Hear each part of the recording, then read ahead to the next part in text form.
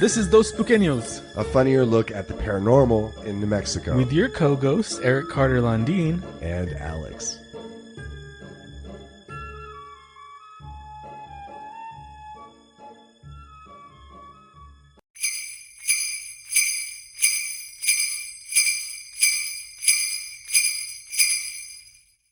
Second verse, same as the first. A little bit louder, a fuckload lot worse. A fuckload lot worse. A shit fuckload Shit fuckload. lot. Well, we always talk about it being a shit show. It is. Well, we recorded a whole long ass episode last night. We were looking pretty. I had my brand new Dos Pequeños shirt on. You were all decorated up. I had balls in my beard. Yeah, we had little Christmas balls. Little secret for the people watching the YouTube videos. Kept moving them around. It was going to be fun. Yeah. And then the audio was garbage. Yeah. Literal garbage. It was bad. And he sent it to me too. I was like, it can't be that bad. And I turned it on and I was in my vehicle and I was like, oh God, no. Yeah. We would not have been happy with that. You wouldn't have been happy with that, listener. So we're sparing you. We're re-recording. I'm not surprised anymore. Just know that I was surprised. Yeah. He was surprised with my story that I brought. I was, yeah. And it was good. It was good. You did a good job. So we're going to do it again. Let's reenact it. We're going to give you a play-by-play. So the first thing that happened was we thanked our patron, our new patron. We want to thank Sweet Vicious, our latest patron at the $1 level. Thank you so much. It means a bajillion Brazilian to us. Money. Yeah. Yeah. I don't know what I'm talking about. As usual, I don't know what's going on right now. No. Don't know what to do with my hands. Well, we're not on camera. You can do whatever the fuck you want with them. Oh, fuck yeah. Don't do that. No, don't do that. Oh, what about this? Ugh. Oh, okay. Sorry. So anyway, so thank you, Sweet Vicious. If you want to support this shit show, go to patreon.com/dospequeños or ko-fi.com/dospequeños. And Alex is going to pretend to surprise me, and I'm going to pretend to be surprised. Okay. The end. Yeah, welcome to the confusing jungle multiverse. We've got fun and games. No, we don't though. Knee.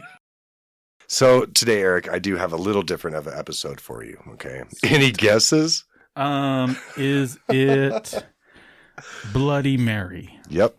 No, it's not Bloody Mary. But that do we do? We should do Bloody Mary and Candyman. We should do both of those things.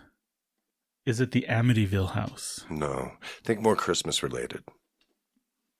Is it the Amityville house at Christmas? Yes.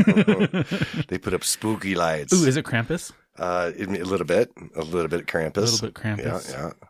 And I knew you were going to say that. And okay, listen, I could have you guessing all day. Yeah. But when I think of spooky Christmas, I do think of Krampus. Okay. And definitely will be talking a little bit about him. And it, or whatever, of course it is. Did you know that telling ghost stories, though, during Christmas holidays was something that usually went down for like hundreds and hundreds of years? I did know that. How did you know that? Because I actually read about it before. It's like a Victorian times situation, right? Yes, correct. Cool. So when you think of ghosts and Christmas, the first thing you may think of is Krampus or A Christmas Carol. Mm-hmm. A Christmas Not Carol. That bitch Christmas Carol. Nope. Charles Dickens, the author of A Christmas Carol, was a huge part of these stories. Dickens also did a lot of editing for magazines and periodicals. You know, I'm really mad at that guy. Dickens? Yeah. Why? Because I had to read A Tale of Two Cities in middle school and it pissed me off. It's a good story. It pissed me off. It's too long, too many words. Yeah, there are a lot of words in that. If I wrote that story, it would be like 4 pages.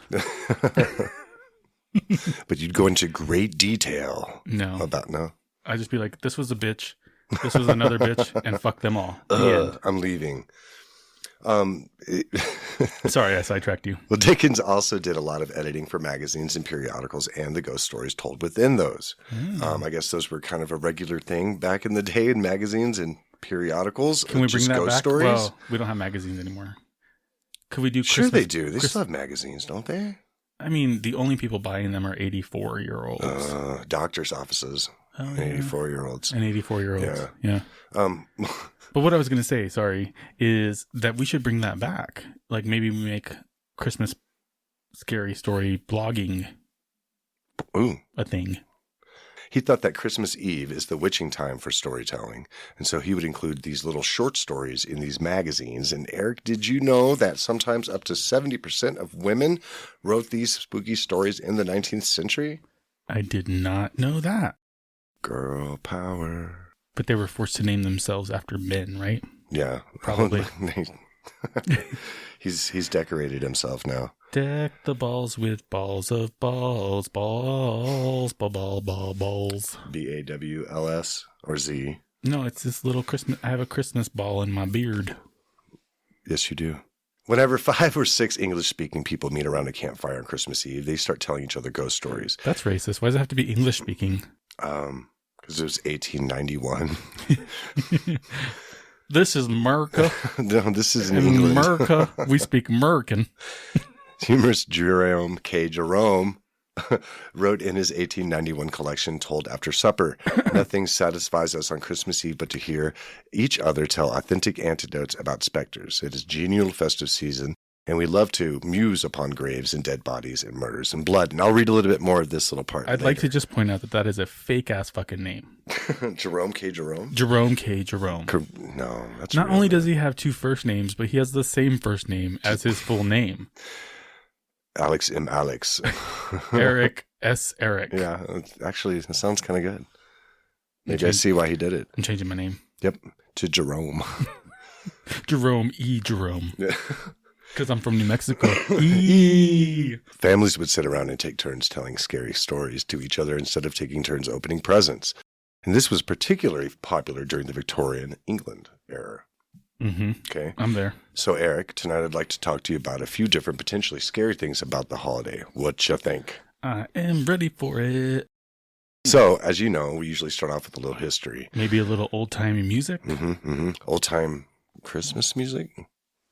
I was thinking like, okay. Spooky Christmas music? Oh, is that a thing? You know it's a fucking thing. So, as you know, we usually start off with a little history. Yeah. So what we know as Santa Claus today is the jolly old fat elf that sneaks into your house after watching you for years. Sounds creepy. Testicles. To make sure you're behaving, and leaves little gifts. He sees you when you're sleeping. That's so He creepy. knows when you're awake. So He's going a little to stalker-ish. sneak into your room and probably murder you. Oh, you better watch out. You better not cry.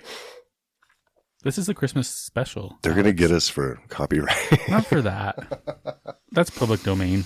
So what we know as Santa Claus today is the jolly old fat elf that sneaks into your house after watching you for years to make sure that you were behaving, and leaves little gifts for the good kids and apparently coal to the little shits out there. Before him, there was Sinterklaas, Which I'm pretty sure is kind of a racist thing, right? I I think it requires people to do blackface. No, God, Yeah. no, dude. Yeah. And even before that, there was Saint Nicholas himself. I'm Googling it right now. Okay, you do that. And before that, though, there was Odin, the Viking god that would lead hunters and an army of the dead in the sky during Yuletide. So, like, the reason for the season, right? It's like, that gives me Christmas vibes. A Viking war. Yeah. It makes me want to drink Lead apple- as hunters in an army of dead. It makes me want to drink apple cider Yeah. and have some pie for some reason. That's just like the American view of it, though. You know what I mean? This is not that. Okay, so there is some blackface involved with Sinterklaas? Yeah. Yeah, that's completely fucking racist. Do not post that on our shit. Google it yourself if you're interested to know how racist These people are. these people are. The you people. Well, then Odin, right? These are old Norse and pagan beliefs. And as we know or should know, Christmas is based on such ideas. I would say like even Easter's based on. Oh, absolutely. Yeah. Even the egg. Yeah. You know, even some pagan songs were eventually turned into Christmas carols that we know Have today. a holly jolly solstice. It's the best time of the year. Was that one of them? That would be pretty good, though, if it was. And as it goes, Christianity spread throughout the world. So now Krampus, okay, let's talk about him for a little bit because Please. I know you and the listeners would like to. We love Krampus. Yeah, so Krampus was the opposite of Saint Nick. Mm-hmm. Okay.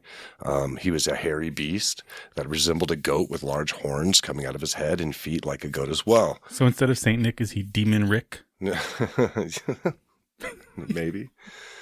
He's known for snatching up kiddos that had been misbehaving and put them in a cage on his back and would torture them by, I believe, hitting them with tree branches. It's called a switch. Yeah, yeah. And they had it coming. That's what my folks used to do. Yeah. Go get a switch, Go boy. get a switch. That's Krampus. The end? That's all I really wrote about him. I mean, watch the movie, man. We're not going to do the homework for you, listener. Right? Do it yourself. Actually, do watch the movie Krampus. It was really good, I thought. I haven't seen it yet. It was creepy as fuck. Maybe I'll watch it on Christmas Eve. There you go. Anyway, that's Krampus. But let's get into some other tales that you may not be so aware of. So telling ghost stories during the Christmas holidays has been going on for a very, very long time. Mm-hmm. These ghost stories have been documented throughout the entire world. Only the English-speaking part of it. Apparently. William Shakespeare wrote a sad story called Of Sprites and Goblins, and The Winter's Tale was another ghost story from way back, neither of which I plan on reading right now, but if you would like, listener, maybe Eric will throw a link into it so you can read it. Oh, yeah. You know? That's a good idea. I'll put it in the show notes. During all of this time in the American colonies, the Puritans were not too pleased with the pagan rituals as they were seen offensive to them. The Battle for Christmas, a book written by Stephen Nassenbaum. Does that involve Starbucks and a red cup? Yes. Because I am so tired of this war on Christmas. With my coffee. That Starbucks keeps waging. Yeah. You know? A book written by Stephen Nassenbaum wrote that Massachusetts in the late 1600s made public pagan celebrations illegal and would carry a large fine. Fake name. Did you know that Christmas was actually made illegal for a long time? It's still illegal. Have you been to Starbucks? Their war on Christmas must end. It's over. It was illegal, but it also carried large fines that usually people weren't able to pay. Have you ever heard of John Smith of Jamestown? You know, he was like one of the first cult leaders to give people Kool-Aid? No. Think way earlier, like 1600s. No, I wasn't born yet. He helped start a colony, or at least a kind of a base for Americans in Virginia a very long time ago, and they did not do very well. Shout out to JT in Virginia. Well, he celebrated the holiday in the 1600s, which is kind of crazy because Christmas wasn't even a real holiday or anything until the late 1800s. She doesn't even go here. So he was probably doing more of the more pagan type-ish. Or was he Father Christmas? Oh, he was Father Christmas himself. Is this the genesis of Christmas Story? Because I'm here for it. During this time, of course, comes out the most famous ghost stories of all time, written by Charles Dickens, as we talked about earlier, A Christmas Carol. And we all know A Christmas Carol, so I won't spend too much time on it, but it's important to the story. So here's a brief summary. Okay. Asshole rich man treats people badly. He's visited by ghosts. Ghosts of Christmas past, Christmas present, and of course the ghosts of Christmas future are yet to come. Come on, Jeffrey, you can do it. Pave the way, put your back into it. Jeffrey Bezos. Is that who we're talking about? No. Oh. What? Well, you said asshole rich man. Oh, okay. He is taken around time and space and shown the good and bad that he has done, and in the end is changed into a good man, and he ends up avoiding his terrible fate of being dead. Suffering miserably and dying alone, I believe, was the real moral of the story. Alex. I mean, but they kind of made it seem like that was his only real fate, you know, was that that's the end. You're going to die. And so now that he's a good guy, he'll still be dead, but he'll have more people that'll miss him when he's dead. Maybe his funeral won't be empty. Cool. Because he didn't kick little... Does it fucking matter? Does it matter? I'm dead. I'm not going to know. It doesn't matter. Nobody cares. Now, just because he wrote this story and a lot more, and also helped get a lot of other people published, okay? In 1891, I talked about him a little earlier, Jerome commented on the popular tradition in Told After Supper. And so I read a little bit of this, but I want to kind of get into it a little bit more. Okay. It is always Christmas Eve in a ghost story. Christmas Eve is the ghost's great gala night. On Christmas Eve, they hold their annual fete. On Christmas Eve, everybody in Ghostland, who is anybody, comes out to show himself or herself, to see and be seen, to promenade about and display their winding sheets and grave clothes to each other. And whenever 5 or 6 English-speaking people meet around a fire on Christmas Eve, they start telling each other ghost stories. And nothing satisfies us on Christmas Eve but to hear each other tell authentic anecdotes about specters. In the genial festive season, we love to muse upon graves and dead bodies and murders and blood. Also, I got very much like Stefan from SNL vibes. Like, the hottest club is Christmas Eve. They've got everything. Ghost stories, specters. It's that thing where you get jerked off in a closet. Did you say jerked off or choked off? Jerked off. Okay. Ghost stories during Christmas were helped out by the people's interest in the paranormal and the sudden rise in interest in spiritualism and Edwardian and Victorian era.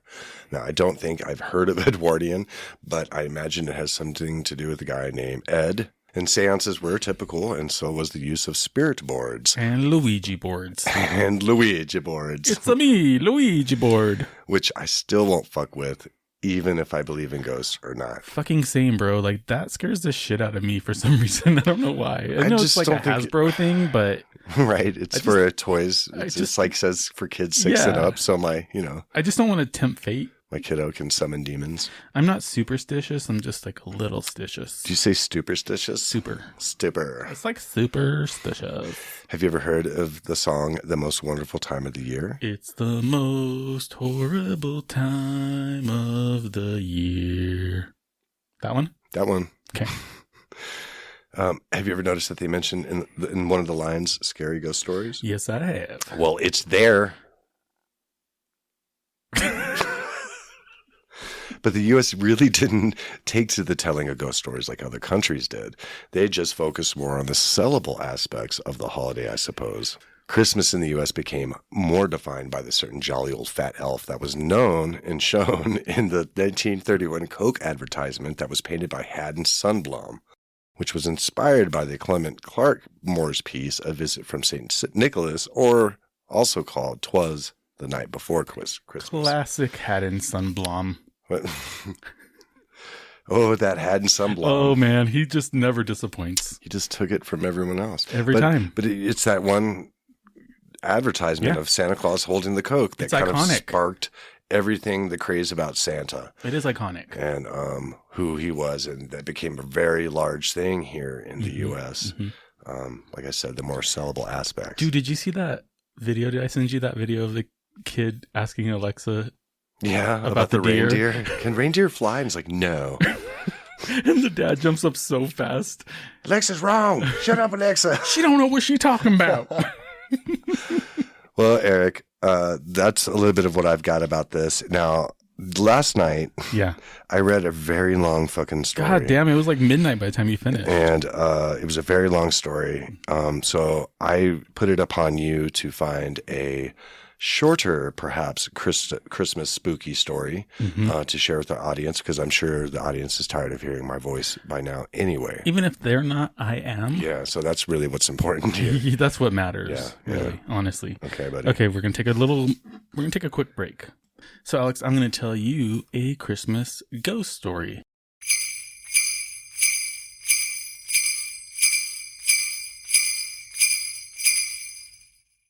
You can hear him ringing right now. You know. So this is from like 1863. So I don't think that this person is going to sue me for reading their story, but I'm going to give them credit anyway, just in case. Shout out J.H. Riddell. Yeah, so this is called A Strange Christmas Story by J.H. Riddell. And since it's not Gonzalez, I may not pronounce that correctly, and I'm okay with that. I can live with it. All right. Are you ready? When... through the death of a distant relative, I, John Lester, succeeded to the Martindale estate, there could not have been found in the length and breadth of England a happier pair than myself and my only sister Claire. We were not such utter hypocrites as to affect sorrow for the loss of our kinsman, Paul Lester, a man whom we had never seen, of whom we had heard but little, and that little, unfavorable.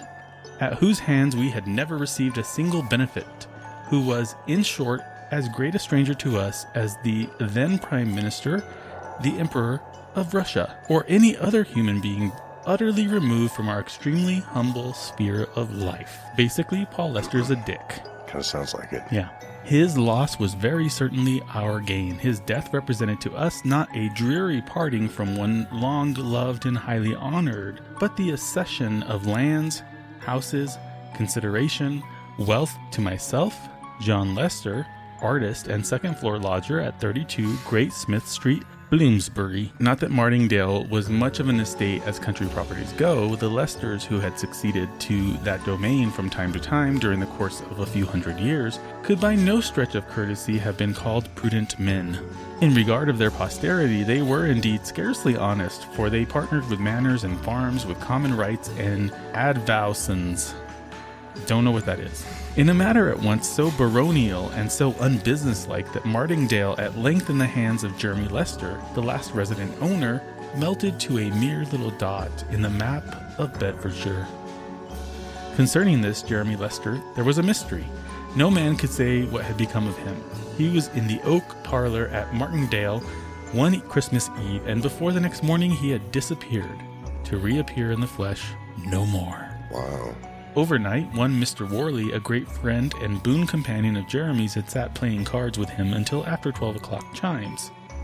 Then he took leave of his host and rode home under the moonlight. After that, no person, as far as could be ascertained, ever saw Jeremy Lester alive. His way of life had not been either the most regular or the most respectable, and it was not until a new year had come in, without any tidings of his whereabouts reaching the house, that his servants became seriously alarmed concerning his absence. Then inquiries were set on foot concerning him, inquiries which grew more urgent as weeks and months passed without the slightest clue of being obtained as to his whereabouts. Rewards were offered, advertisements inserted, but still Jeremy made no sign, and so in course of time the heir at law, Paul Lester, took possession of the house, and went down to spend the summer months at Martingale with his rich wife and her 4 children by a first husband. Paul Lester was a barrister, an overworked barrister, who everyone supposed would be glad enough to leave the bar and settle at Martingale, where his wife's money and fortune that he had accumulated could not have failed to give him a good standing even among the neighboring county families, and perhaps it was with such intention that he went down into Bedfordshire. If this were so, however, he speedily changed his mind, for with the January snows he returned to London, let off the land surrounding the house, shut up the hall, put in a caretaker, and never troubled himself further about his ancestral seat. Time went on, and people began to say the house was haunted, Spooky. that Paul Lester had seen something, and so forth. All which stories were duly repeated for our benefit when 41 years after the disappearance of Jeremy Lester, Claire and I went down to inspect our inheritance. Oh, this is going to be good. I say our because Claire had stuck bravely to me in poverty. Grinding poverty and prosperity was not going to part us now. What was mine was hers, and that she knew, God bless her, without my needing to tell her so. The transition from rigid economy to comparative wealth was in our case the more delightful, also because we had not in the least degree anticipated it. We never expected Paul Lester's shoes to come to us, and accordingly it was not upon our consciences that we had ever in our dreariest moods wished him dead.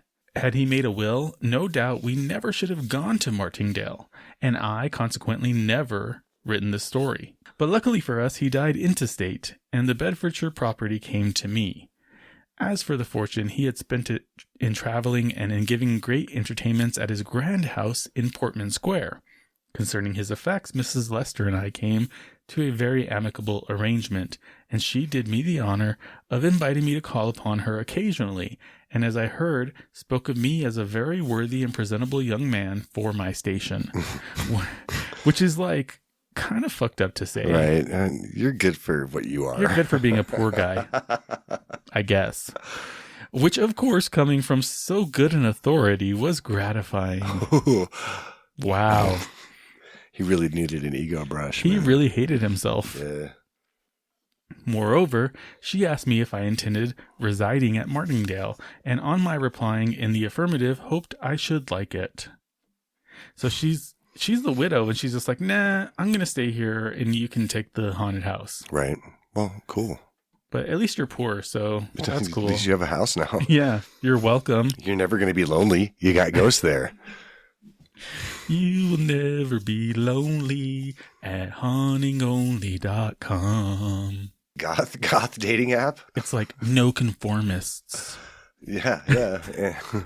It struck me at the time that there was a certain significance in her tone, and when I went down to Martingale and heard the absurd stories which were afloat concerning the house being haunted, I felt confident that if Mrs. Lester had hoped much, she had feared more. People said Mr. Jeremy walked at Martingale. He had been seen, it was averred, by poachers, by gamekeepers, by children who had come to use the park as a near cut to school, by lovers who kept their tryst under the elms and beeches. Ooh. Those fucking beeches. I hate the beeches. They're beach nuts. Son of a beach. As for the caretaker and his wife, the third in residence since Jeremy Lester's disappearance, the man gravely shook his head when questioned, while the woman stated that wild horses or even wealth untold should not draw her into the red bedroom, nor into the oak parlor after dark. I stay out of the oak parlor as much as possible. Or the red bedroom. The red bedroom I go into occasionally. Yeah, it's a little David Lynchy. It's a little bit, yeah. You know? It's fine, though. Yeah. It doesn't scare me. I have heard my mother tell, sir, it was her as followed old Miss Reynolds, the first caretaker, how there were such things went on in these self-same rooms as might make any Christian's hair stand on end. Such stamping and swearing and knocking about on the furniture, and then tramp up the great staircase Would and you call me? a tramp along the corridor, and so in the red bedroom, and then bang and tramp again. Excuse me, sir. You heard me. They do say, sir, Mr. Paul Lester met him once, and from that time the oak parlor had never been opened. I never was inside it myself. Upon hearing which fact, the first thing I did was to proceed to the oak parlor because I'm an idiot. No, because he's like, whatever, that sounds dumb. I'm going to use this room now. Opened the shutters and let the August sun stream in upon the haunted chamber. It was an old-fashioned, plainly furnished apartment with a large table in the center, a smaller in a recess by the fireplace. Chairs ranged against the walls, and a dusty, moth-eaten carpet upon the floor. But in the meanwhile, Claire and I found great enjoyment in exploring every nook and corner of our domain, in turning over the contents of old chests and cupboards, in examining the faces of our ancestors looking down on us from the walls, in walking through the neglected gardens full of weeds overgrown with shrubs and birdweed. I hate that fucking birdweed. Where the boxwood was 18 feet high and the shoots of the rose trees yards long. I have put the place in order since then. There's no grass on the paths, and there are no trailing brambles over the ground. The hedges have been cut and trimmed, and the trees pruned, and the boxwood clipped. But I often say nowadays that in spite of all my improvements, or rather, in consequence of them, Martingale does not look one half so pretty as it did in its pristine state of uncivilized picturesqueness. Altogether, Martingale seemed dreary enough, and the ghost stories we had laughed at while sunshine flooded the rooms became less unreal when we had nothing but blazing fires and wax candles to dispel the gloom. They became more real also when servant after servant left us to seek situations elsewhere. When noises grew frequent in the house, when we ourselves, Claire and I, with our own ears heard the tramp, tramp, tramp, banging and clattering which had been described to us. My dear reader, you are doubtless free from superstitious fancies. You pooh-pooh the existence of ghosts and only wish you could find a haunted house in which to spend a night. Alex. He said poo-poo. Which is all very brave and praiseworthy, but wait till you are left in a dreary, desolate country mansion filled with the most unaccountable sounds without a servant, with no one save an old caretaker and his wife, who, living at the extremest end of the building, heard nothing of the tramp, tramp, bang, bang going on at all hours of the night. At first I imagined the noises were produced by some evil-disposed persons who wished for purposes of their own to keep the house uninhabited. But by degrees, Claire and I came to the conclusion the visitation must be supernatural, and Martingale, by consequence, untenantable. Still practical people, and unlike our predecessors not having money to live where and how we liked, we decided to watch and see whether we could trace any human influence in the matter. If not, it was agreed we were to pull down the right wing of the house and the principal staircase. So they're just ready to fucking knock the whole bitch down. It was that bad. All that tramping around. Lots of tramps, lots of banging, apparently. Lots of banging tramps. Yeah, tramps that were banging. For nights and nights, we sat up till 2 or 3 o'clock in the morning, but just to test the matter, I determined on Christmas Eve, the anniversary of Mr. Lester's disappearance, to keep watch by myself in the red bed chamber. Even to Claire, I never mentioned my intention. About 10, tired out with our previous vigils, we retired to rest. Somewhat ostentatiously, perhaps, I noisily shut the door of my room, and when I opened it half an hour afterwards, no mouse could have pursued its way along the corridor with greater silence and caution than myself. Quiet in the dark, I sat in the red room for over an hour. I might as well have been in my grave for anything I could see in the apartment. But at the end of that time, the moon rose and cast strange lights across the floor and upon the wall of the haunted chamber. Hitherto, I had kept watch upon the opposite window now. Now I changed my place to a corner near the door where I was shaded from observation by the heavy hangings of the bed and an antique wardrobe. Still I sat on. But still no sound broke the silence. I was weary with many nights watching and tired of my solitary vigil. I dropped at last into a slumber from which I was awakened by hearing the door swiftly opened. "John?" said my sister in a whisper. "John, are you here?" "Yes, Claire," I answered, "but what are you doing up at this hour?" "Come downstairs," she replied. "They are in the oak parlor." I did not need any explanation as to whom she meant, but crept downstairs after her, warned by an uplifted hand of the necessity for silence and caution. By the open door of the oak parlor, she paused, and we both looked in.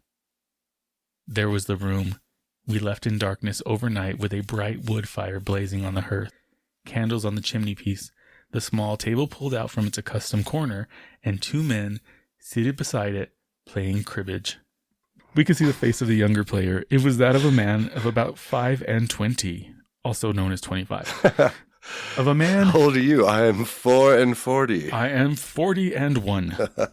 Of a man who had lived hard and wickedly, who had wasted his substance and his health, who had been, while in the flesh, Jeremy Lester. Oh, himself. It would be difficult for me to say how I knew this, how in a moment I identified the features of the player with those of a man who had been missing for 41 years. 41 years that very night. He was dressed in the costume of a bygone period. His hair was powdered and round.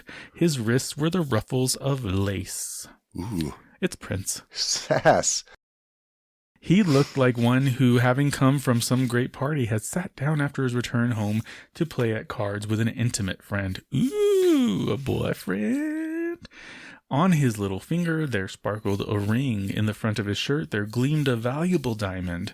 There were diamond buckles in his shoes, and according to the fashion of his time, he wore knee breeches and silk stockings, which showed off advantageously the shape of a remarkably good leg and ankle.